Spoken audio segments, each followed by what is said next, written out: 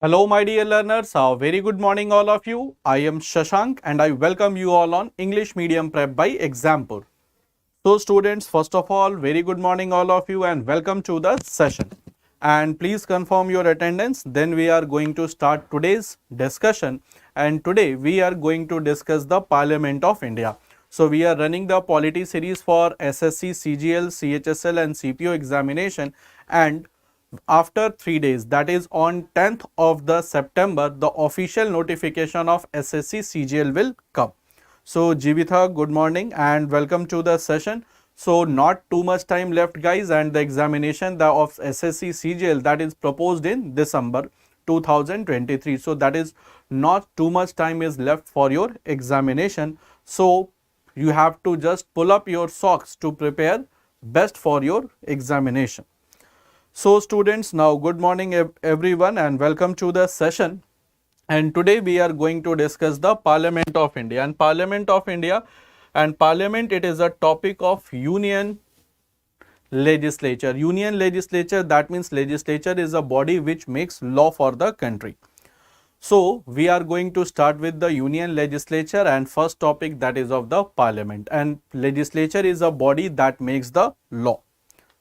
So today we are going to discuss this topic, that is Parliament of India part 1. And let's start the session guys. Let's start the session, and here is the first question that is before you.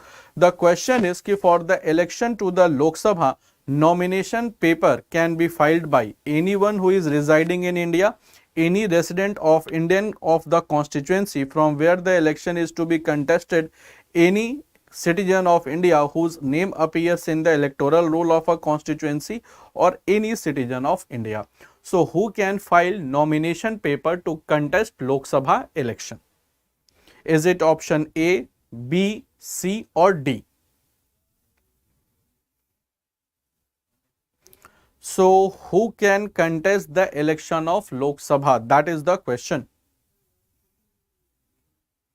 Okay, let's see the correct answers. Who can contest the Lok Sabha election? Guys, first of all, if I tried, let's discuss about Lok Sabha, that is the lower house of Parliament, that is also called temporary house, and that is defined in Article 81 of the Indian Constitution. And the method of election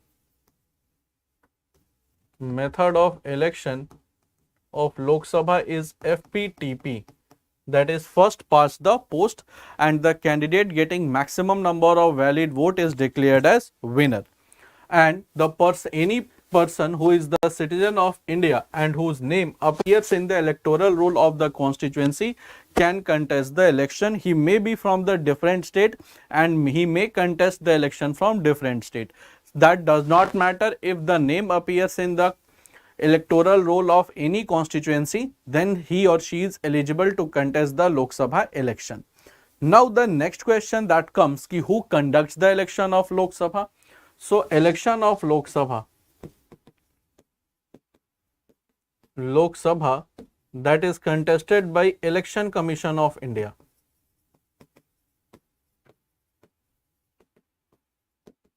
Election Commission of India, and that is defined from Article 324 to Article 329. So correct answer will be option C. And for Rajya Sabha guys, you should know कि for Rajya Sabha you can contest the election from the same state where you are the resident, because in Lok Sabha people are represented, in Rajya Sabha states are represented. So there is representation of people in Lok Sabha, whereas there is representation of states in Rajya Sabha. Therefore correct answer will be option C. So good morning Vijay, and welcome to the session everyone. So correct answer will be option C. Any citizen whose name appear in the electoral roll can contest the election. Now let's come to the next question. Next question before you is कि a candidate of Lok Sabha poll loses his security amount if he or she does not get. So in which condition the security deposit that is being kept is confiscated? if the candidate does not get half of the valid votes, if candidate does not get 2/3 of the valid vote, if candidate does not get 1/6 of the valid vote, or none of the above.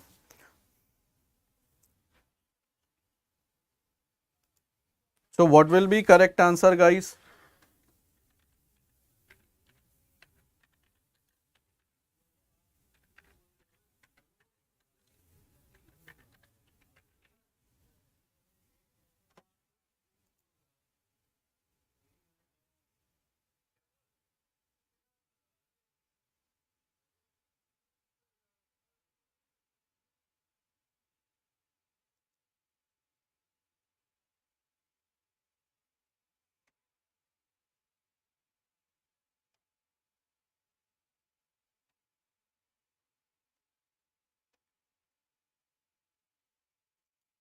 Okay. How much security deposit? That I will discuss, Vijay, but before this, please answer this question. I will tell you what is the amount of the security deposit. Definitely. See, first of all, let's come to Vijay question. So, correct answer is not option A, my dear. Correct answer will be option C. And the security deposit, that is 25,000 for general category, and once you are from the reserve category, that is SC ST, that is 12,500.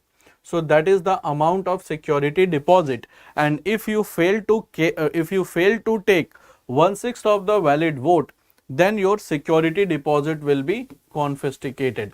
Otherwise, if you got defeated also, then your security amount will be given back to you if you have secured minimum 1/6 of the total valid vote.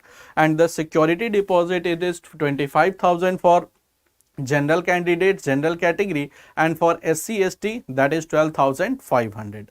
So I hope it is clear to all of you what is the amount of the security deposit. And security deposit, it is confiscated once a person failed to get 1/6, minimum 1/6 of the valid vote. Therefore, correct answer will be 1/6 of the valid vote, and the security deposit for the Lok Sabha election, that is 25,000 for general candidates and OBC, whereas for SC ST, that is just half, 12,500. I hope, my dear students, is that clear to all of you? I hope, Vijay, you must have got the answer of your doubt. So is that clear? Answer of the doubt is got by you. So correct answer will be 1/6 of the valid vote. Now let's move to the next question. Now next question we have ki what is the maximum strength of the Lok Sabha as stipulated in the Constitution of India, not Constitutional India, so Constitutional of India, so that is a DTP error, that is Constitution of India.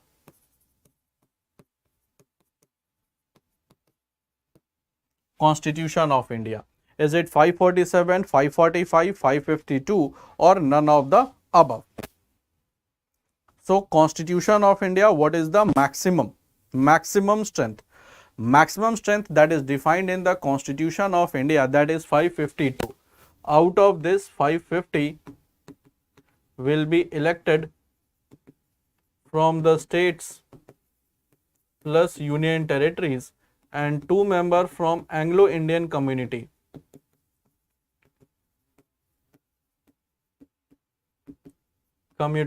Nominated by President.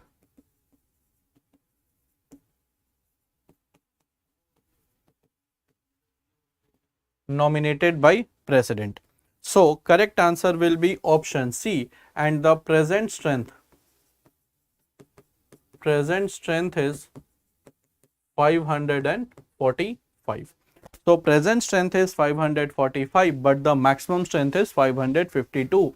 And till 17th Lok Sabha, that is from 2014 to 2019, the Anglo-Indian members, they are present, and once the 18th Lok Sabha will be elected in 2009, no, one second guys, let me edit this.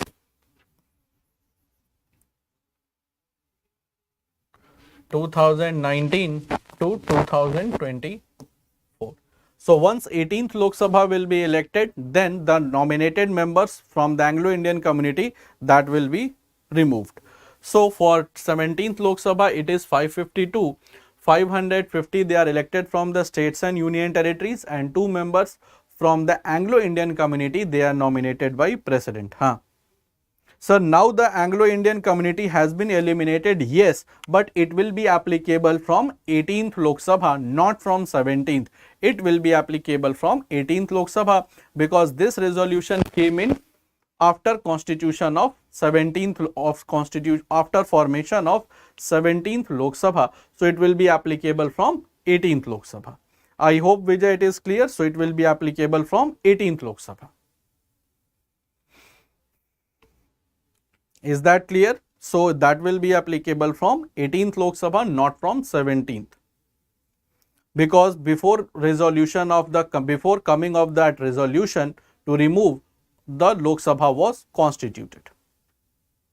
So correct answer will be option C. No, till 2024, not till 2026, 2024, because 18th Lok Sabha term will be 2024. 2026 delimitation commission will again work and will change the number of seats, in fact. Okay. Now come to the next question. The presently number of seats in each state of the Lok Sabha is allotted on the basis of. So on what basis the number of seats from the Lok Sabha in the states that is allotted? So is it on the basis of 1951 census, 1961, 1970, 81, 1971? So on what census basis the seats of the Lok Sabha is allotted? This question I have discussed multiple times, through which census the seat is being allotted. So seats is being allotted to the different state. For example, from Bihar we have 40 seats in Lok Sabha. From UP we have 80 seats in Lok Sabha. From West Bengal 42 seats are from Lok Sabha. So that is according to 1971 census. So that is according to 1971 census, not 1981. And census, guys, first of all, census it is did by Registrar General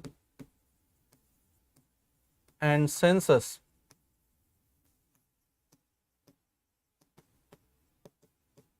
Commissioner of India. Registrar General and Census Commissioner of India.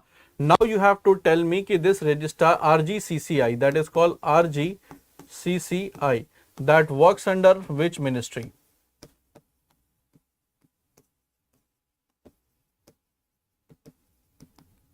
So RGCCI that works under which ministry?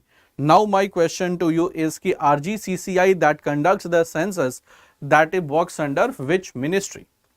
RGCCI. And census it is a subject of union list. So that works under Ministry of Home Affairs. Very good, Vijay. So that is under MHA. That is Ministry of Home Affairs, and this census that is the subject of union list. This is the subject of union list, and that RGCCI, that is Registrar General and Census Commissioner of India, that works under Ministry of Home Affairs or MHA. So that you can remember MHA or Ministry of Home Affairs. That is under MHA. Ministry of Home Affairs. So correct answer will be, guys, option D, that is census of 1971. Now, okay, decrease the brightness. Okay, so please wait for few moments. I will call some technical person to assist me in this.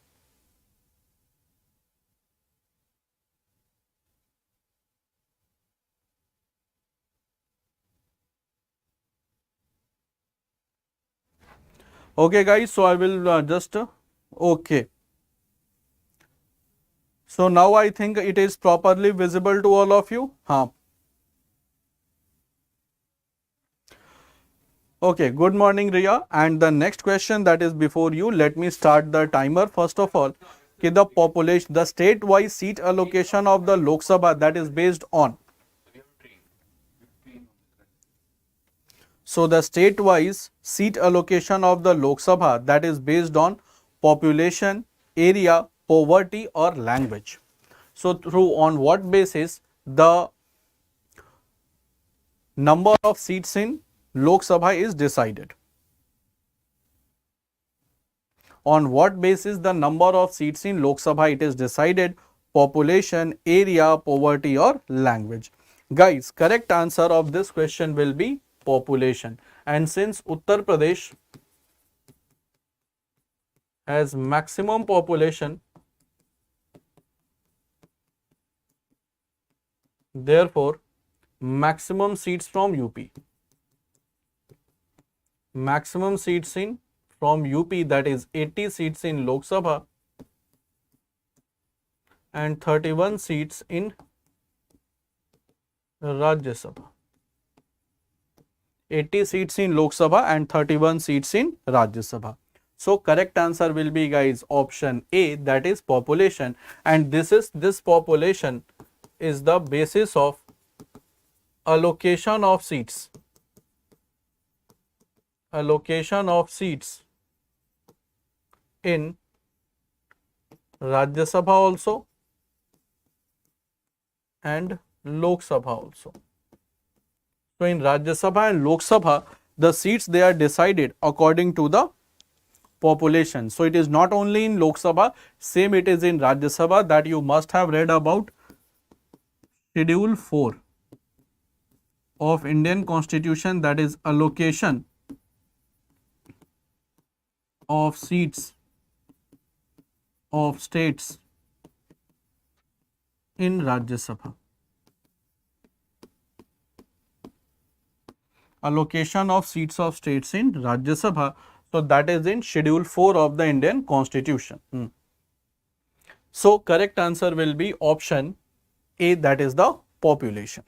Now guys, let's move to the next question. Definitely Lok Sabha Article 81, maximum 552. It is not Riya 550. 552, 550 elected 2 nominated members from Anglo-Indian community. They are in 17th Lok Sabha. They will not be from 18th Lok Sabha. So next is very easy question ki how many members they are nominated by president from Anglo-Indian community if in the opinion that that community is not adequately represented. So how many Anglo-Indian community member they are nominated by president if president thinks that they are not being properly or adequately represented? So that is a very easy question for you to answer. That is option D, that is 2 members. So 2 members, therefore maximum strength, as we have discussed in the earlier question, it is 552 and present strength, that is 545, out of which 543 they are elected and 2 nominated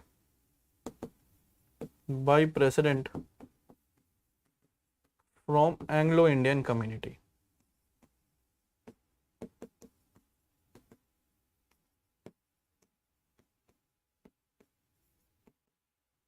Therefore correct answer will be option 2.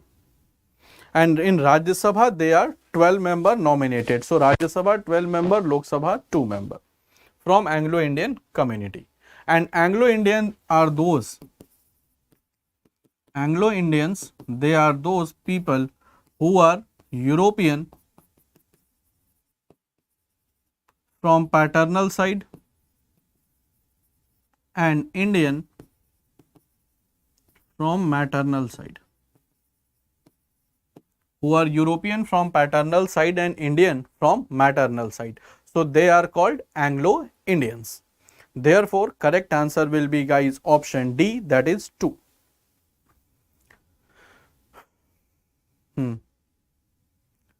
Anglo-Indian, that is mentioned in Article 331 ki those people who are European from the paternal side and Indian from maternal side, but their reservation that is given in Article 333.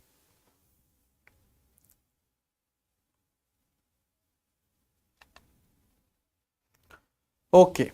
Now guys, first of all, I will request every one of you to please download the Exampur app. Why I am saying so to download the Exampur app? What are the features that we are offering? These are the features ki first of all, live played classes along with the test series, free subject wise, topic wise quizzes along with report card, and report card it is made in a very new format. Report card has been made on a very new format. Other than this, job alert, admit card and exam date, this is also being mentioned. Now all exams previous year paper with solution. Other than this, we are soon going to start topic wise free live classes, that is going to start soon. It is going to start, that is the topic wise free live classes. Other than this, free full length and sectional test with the report card, daily, weekly and monthly current affairs that you will be getting. So many features are on the single app.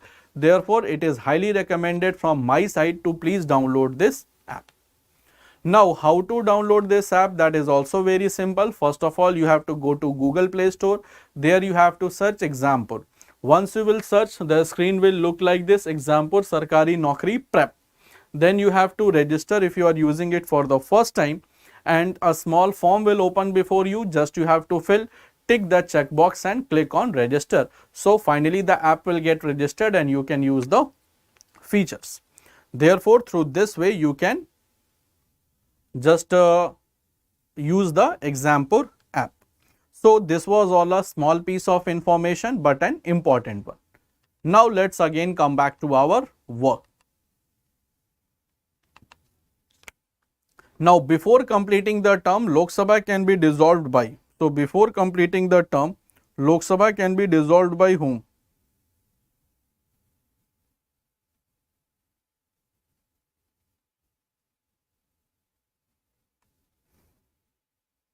So before completing the term, Lok Sabha can be dissolved by discretion of President, by discretion of Prime Minister, by discretion of Speaker, or by President on recommendation of Prime Minister.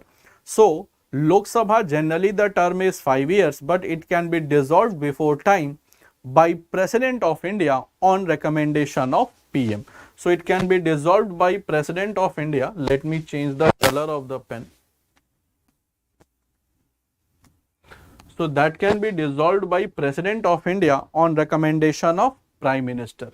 And the term can be extended up to 1 year in case of emergency also. So Lok Sabha can be dissolved by President on recommendation of Prime Minister. Prime Minister will recommend ki sir, now we don't have any majority, so dissolve the Lok Sabha. And whenever the Lok Sabha it is dissolved, fresh election is conducted. When the Lok Sabha is dissolved, the fresh election is conducted. Therefore, correct answer will be, it will be dissolved by President of India on recommendation of Prime Minister. Therefore, correct answer will be option D, because President can summon also and prorogue also the session of Lok Sabha or Parliament. So correct answer will be option D. Now, what is the quorum of the Lok Sabha and Rajya Sabha? So what is the quorum of the Lok Sabha and Rajya Sabha?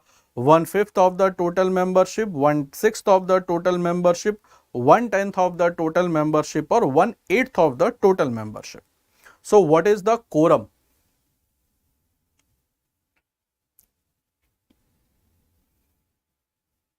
Okay, everyone is saying option C. Guys, first of all, you should know what is quorum, although I think maximum of you might be knowing it.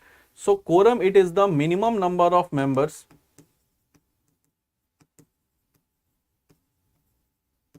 must be present to carry the meeting of Parliament, to carry the proceeding of Parliament, and it is defined in Article 100 of Indian Constitution, and the total membership, it is 1/10 of the total membership of the House. So if I say about for Lok Sabha, total membership 552 divided by 10, that is 55 members, and Rajya Sabha 250 divided by 10, that is 25. So if in Lok Sabha 55 members are present and in Rajya Sabha 25 members are present, then the proceedings can be carried and any bill that can be introduced also and that can be passed also. So correct answer will be, guys, option C, that is 1/10 of the total membership of the House. And quorum, it is minimum number of member must be present to carry the proceedings of the Parliament. I hope it is clear to all of you guys. So correct answer will be option C, that is 1/10 of the total membership. Now let's move to the next question. So guys, before I should proceed to the next question, is that clear to all of you? Before I should proceed to the next question, is that clear? Any doubts, any confusion, if you have, feel free to ask. If you have any doubt, any query, any confusion that is related to the topic, feel free to ask also.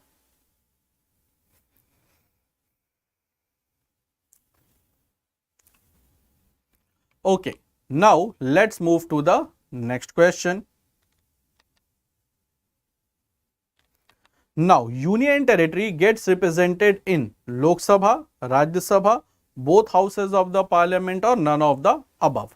So, where the representation of UT is found? It's a very good question.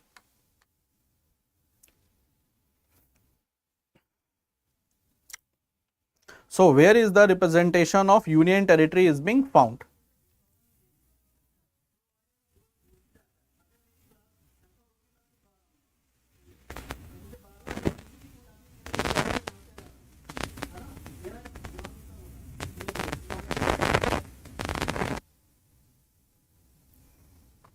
So, Union Territory, let's see the correct answers. Okay. So, guys, why don't in Lok Sabha only? So, guys, the correct answer ki Union Territories, they get represented in both houses of the Parliament. So, in both houses means ki Lok Sabha, they get represented, and in Rajya Sabha, 3 union territories are represented, that is Delhi, Puducherry, third is Jammu and Kashmir. So these 3 union territories, they are represented in Rajya Sabha as well. So correct answer will be, guys, option C, that is the both houses of Parliament. So Manoj Sinha, okay. So Manoj Sinha is the Lieutenant Governor. He cannot come in the Parliament. J&K, Delhi and Puducherry, these are the 3 union territories which are represented in Rajya Sabha also, and all the union territories, they are represented in Lok Sabha as well. So total we have 8 union territories. Out of this 8, all are represented in Rajya Sabha, Lok Sabha, but out of that 8, 3 they are represented in Rajya Sabha also, because these 3 union territories, they have legislative assemblies. Why they are represented? Because these three union territory, they have legislative assemblies. They have legislative assemblies also. Then why come in Parliament? I have not seen Manoj Sinha coming in the Parliament. That I have not seen, Vijay. So once I will see, because he is the Lieutenant Governor in fact of Jammu Kashmir, and the Lieutenant Governor work is not in Parliament in fact. Lieutenant Governor work it is not in Parliament in fact. I have not seen in fact, because from many days I have not seen the proceedings also. Only I used to read the minutes of the meeting, ki what important decisions has been taken over there. So correct answer will be option C. Now come to the next question. Come to the next question. Okay, which of the following is authorized to prorogue the session of the House of People? Which of the following is authorized to prorogue the session of the House of People? Is it Speaker, Attorney General, Ministry of Parliamentary Affairs, or President?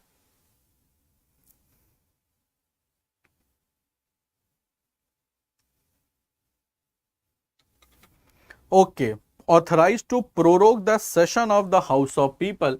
House of People, simply it is Lok Sabha. And prorogue means to end.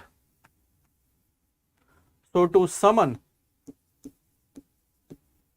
and prorogue the session of Parliament.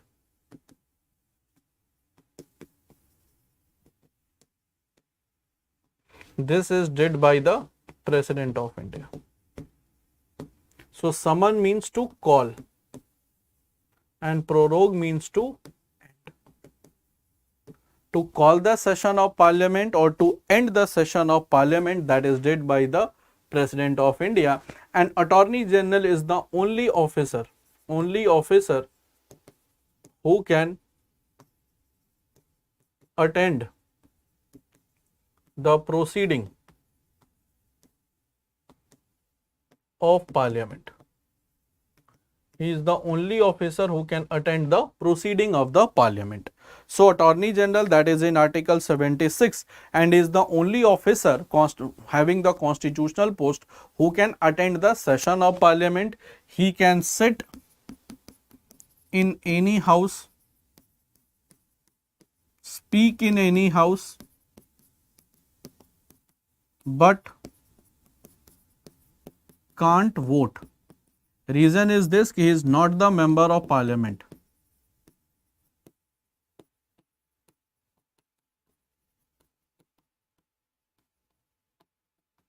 He is not the member of Parliament.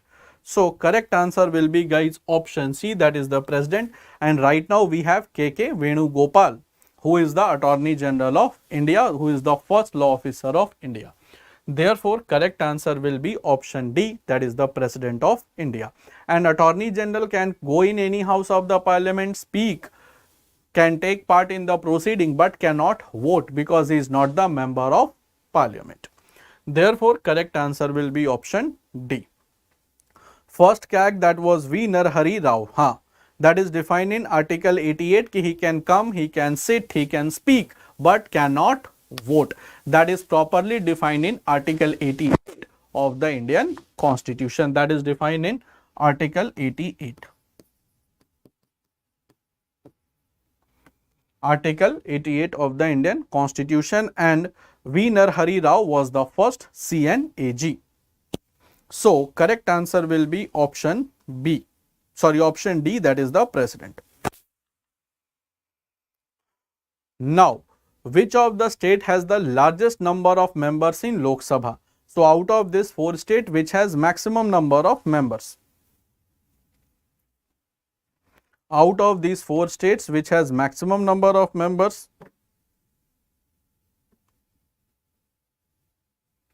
Okay, so maximum number of members is with that state which has maximum population. So largest number of members means maximum population.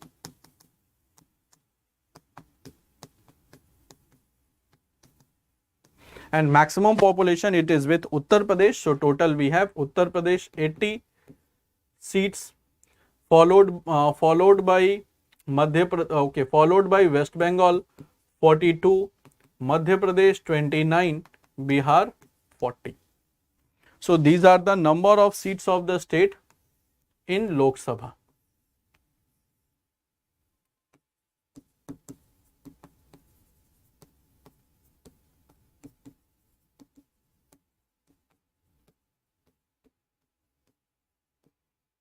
So from Uttar Pradesh 80, we have from West Bengal 42, Madhya Pradesh 29 and Bihar 40 seats. And guys, if you are attempting any exam of state level, if you are attempting any exam of the state level, please remember the number of seats of that states in Lok Sabha and Rajya Sabha also. So you have to remember, if you are attempting any state level SSC, for example, if you are appearing for UP SSC, if you are appearing for Bihar SSC, first of all, you have to remember the number of seats of the states in Lok Sabha, also in Rajya Sabha, because from this particular point, the questions, they are generally get framed in the state level SSC exams. Therefore, correct answer will be, guys, option D, that is 80 seats from Lok Sabha in Uttar Pradesh. So I hope it should be clear to all of you.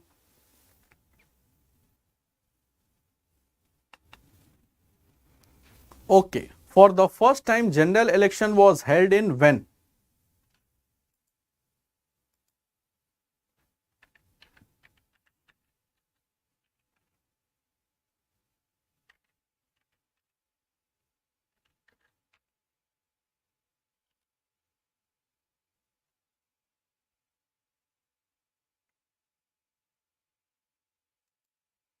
Okay, so correct answer, guys, that is option, everyone is saying option B, option B, option B.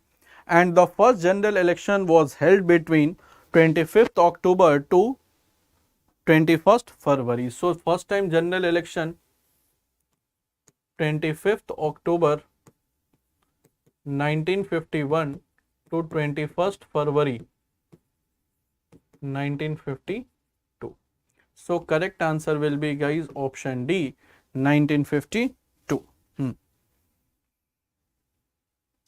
So correct answer will be option 25th October 1951 to 21st February 1952. So correct answer will be, guys, option B.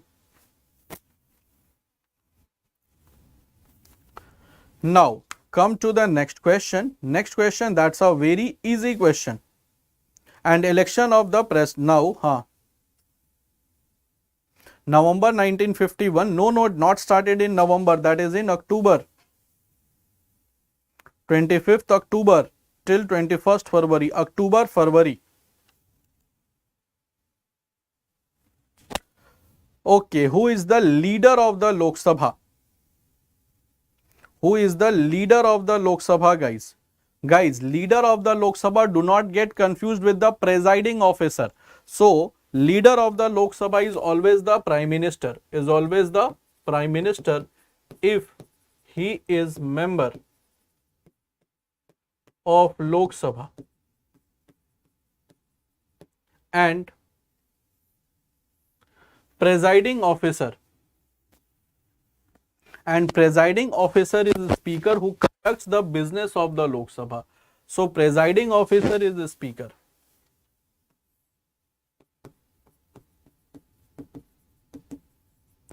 Presiding officer is the speaker who conducts the business of Lok Sabha. So leader of the Lok Sabha, that is the Prime Minister, guys. Presiding officer and head of Lok Sabha, no. Generally the leader and the head of the Lok Sabha, that you can see, leader does not assume by yourself. Leader is always the Prime Minister. If the Prime Minister is member of Lok Sabha, then the leader is the Prime Minister. Presiding officer of the Lok Sabha or head of Lok Sabha, that is the speaker. So presiding officer is different, leader is different. Leader, do not get confused with the presiding officer. So sometimes that happens ki easy question is there, but due to the difference in the language, due to the change in the language, the students get confused. It is not your fault, in fact. So that is the thing ki whenever you answer this type of question, you have to be in utmost care ki what the question is asking and what answer you are giving. So leader of the Lok Sabha is the Prime Minister if Prime Minister is the member, but presiding officer or the head of the Lok Sabha, that is the speaker. Head of the Lok Sabha, then speaker, because speaker is the presiding officer, or you can say the monitor of the Lok Sabha. Then you have to go for the speaker, but leader of the Lok Sabha, then go for the Prime Minister. Clear, Vijay? So I hope the doubt is resolved.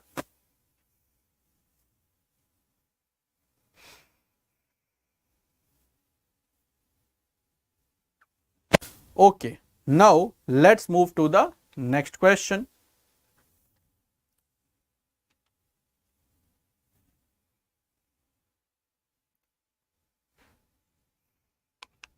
Let's move to the next question. Ki who among the following does not take the oath of the office? So who among the following does not take the oath of the office? So right now, just I will increase the number of the question in next session because you people have become too much fast in answering the question. So from the next session, we will be increasing the number of questions as well. So who among the following does not take the oath? So that is the speaker. Speaker takes the oath as regular MP and is elected between the members of Lok Sabha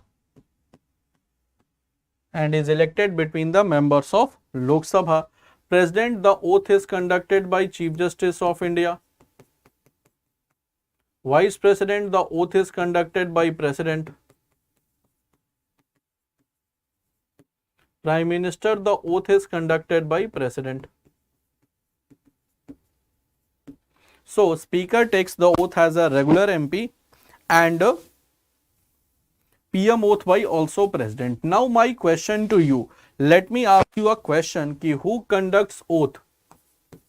Oath of pro tem speaker. Who conducts oath of the pro tem speaker?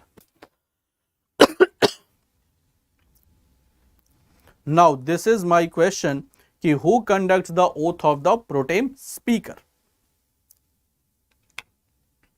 Who conducts the oath of the pro tem speaker, whether he takes the oath or does not takes the oath?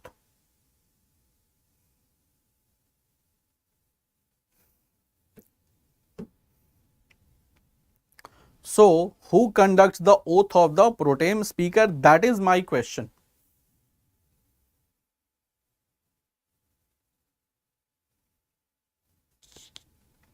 Okay, Jivitha is saying President. Okay, some any other options like Prime Minister, the ongoing Speaker of Lok Sabha. Okay, Ria says does not take the oath. Okay.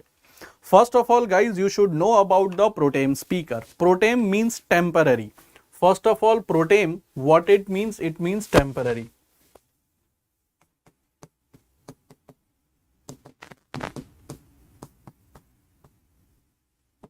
And pro tem speaker is a temporary speaker. Speaker who conducts the oath. Who conducts the oath of newly elected members. Who conducts the oath of newly elected members. Who conducts the oath of newly elected members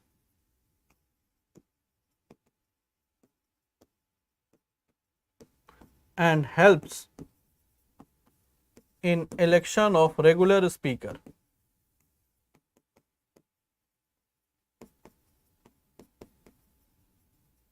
And whenever the new speaker is elected, he or she automatically vacates the office. So good morning Anil ji.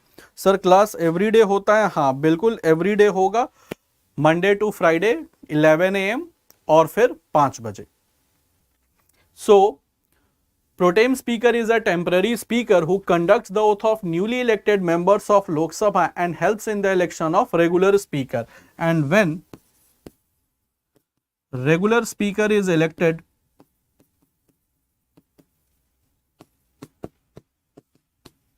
he or she automatically vacates the office. So that is the work of the pro tem speaker. And pro tem speaker, guys, pro tem speaker that is being appointed, the oath is being conducted by president. So oath is being conducted by president. So president conducts the oath of the pro tem speaker. And what is pro tem speaker, guys? Pro tem speaker is that person who is appointed by President to conduct the oath of newly elected members of Lok Sabha. Once newly elected members of Lok Sabha takes the oath, he conducts the election of the regular speaker. Once regular speaker is elected, he or she automatically vacates the office. That you will see in 2024 also. But the pro tem speaker of 17th Lok Sabha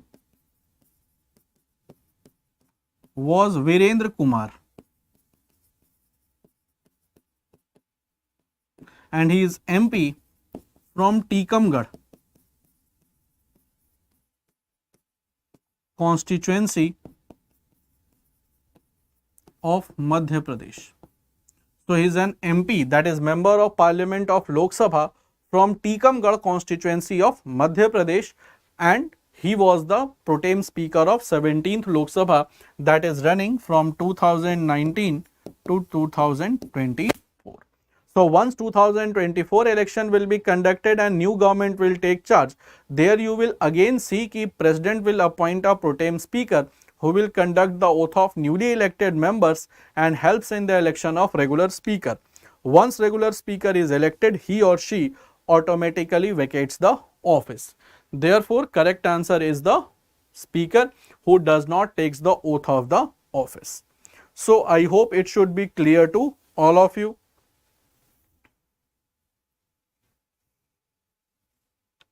So is that clear to all of you? Any doubts, any queries, any confusions?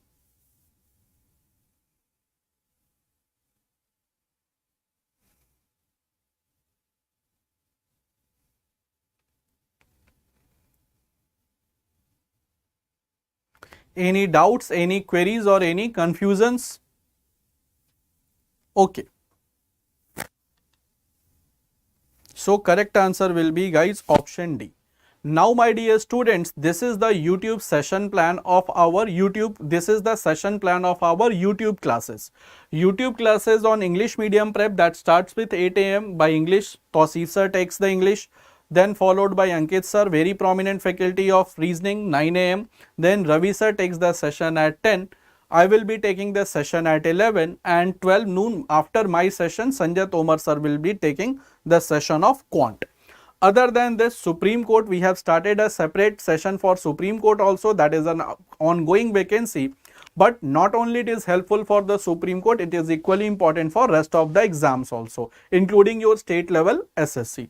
English will start at 1 PM, Tausif sir will be taking it, then science at 2, reasoning at 3, maths at 4 and English at 5. So that is the complete study plan of our YouTube session, and please follow this schedule every day. That is the classes being taken, and Saturday and Sunday we have the marathon sessions. So guys, with this we conclude the session of today, and I hope you must have enjoyed the session and found the session useful and interesting. So please like and share the video, and the next thing you have to do, just subscribe our English Medium Prep by Example. So that's all for the day, guys. Let's meet again at 5 PM for a mixed question series for JCA exam. So till then, bye bye everyone. Do take good care of yourself.